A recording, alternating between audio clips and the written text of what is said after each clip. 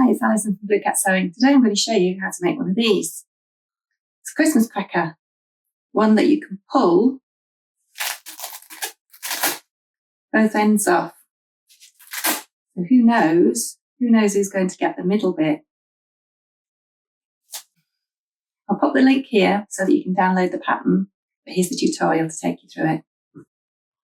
I'm going to show you how to make a red cracker with a green lining. But what I like to do is to make a mix, so some red and some green. So when I fuse the interfacing to my fabric, I always do the interfacing on the green fabric. It really helps me when I'm batch making. This will mean that the crackers that are green have a slightly crisper finish than those that are red on the outside, but nobody notices and it doesn't really matter. It just helps when you're batch making. Once you've fused all the interfacing to the green fabric, place your red fabric down and the interfaced green one on top with the interfacing at the top, so right sides together. Pin all the way round, but leave a gap at one end so that you can turn it through. Then start stitching all the way round using your sewing foot at the edge of the fabric for your seam allowance. It's about 1/4 inch. So sew all the way round, putting your needle down at the corners to get a crisp finish. You can sew right over the pins because you've pinned them at right angles. If you stitch with the interfacing on the top like I'm doing here, you'll find that you can stitch quite quickly and you won't get any puckers. I have tried stitching from the other side where the red fabric is, and it can get a bit awkward. You can get puckers and it takes a lot longer. So this is the easiest way to do it. Don't forget to back stitch at the beginning and end of your stitching to secure. So once you've done all 3 parts, you need to snip the corners diagonally and then trim all the seams down, apart from the one where the gap is.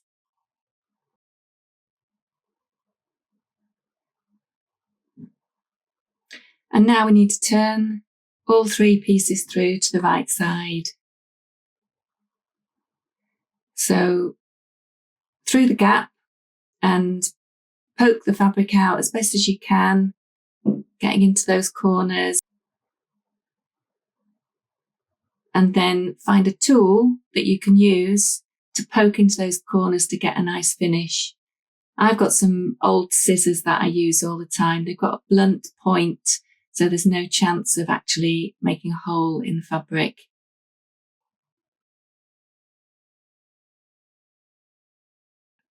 And then press to get a nice edge all around.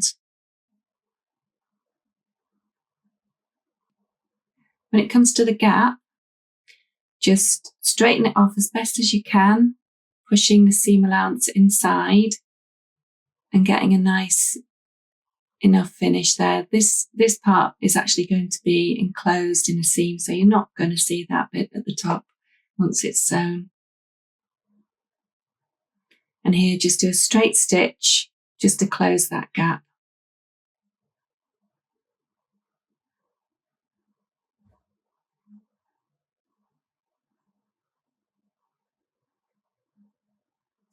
So you're going to do that to all 3 pieces.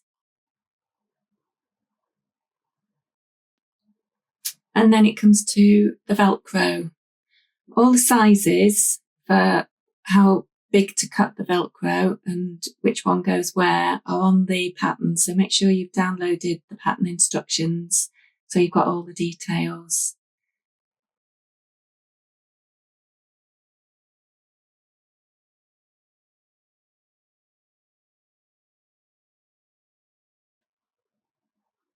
And I like to stitch all the way to the end, even though the Velcro doesn't go all the way to the end. It just gives a neater finish.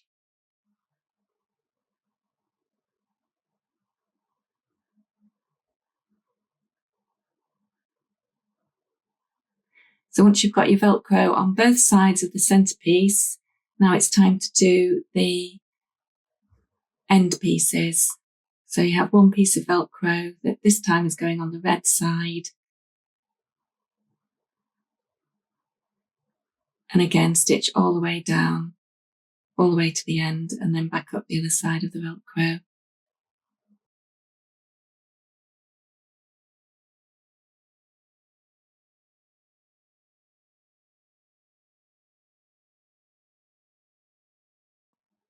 Okay, and then with the end pieces, you're going to have the right sides together and stitch along that one seam.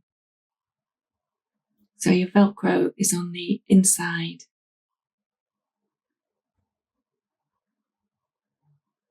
Again, this is about 1/4 inch.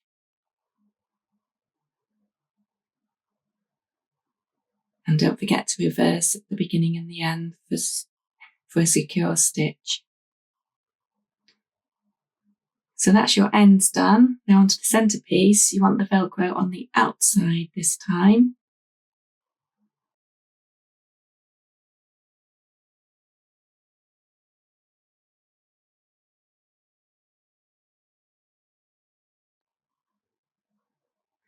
And then just turn them all through.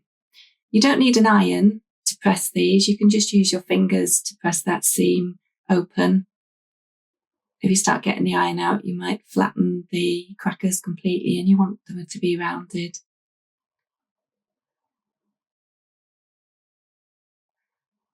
So now it's a case of putting the ends into the centre, which is a little bit fiddly.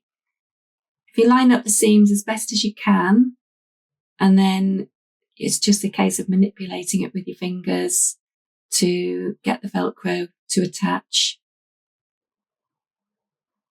If you used Velcro before, you know it's really quite sticky.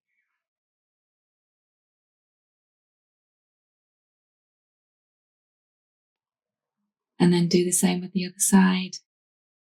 And that's it, we're nearly done. Then it's just going to be the ribbon. Again, the sizes of how big to cut the ribbon are on the pattern.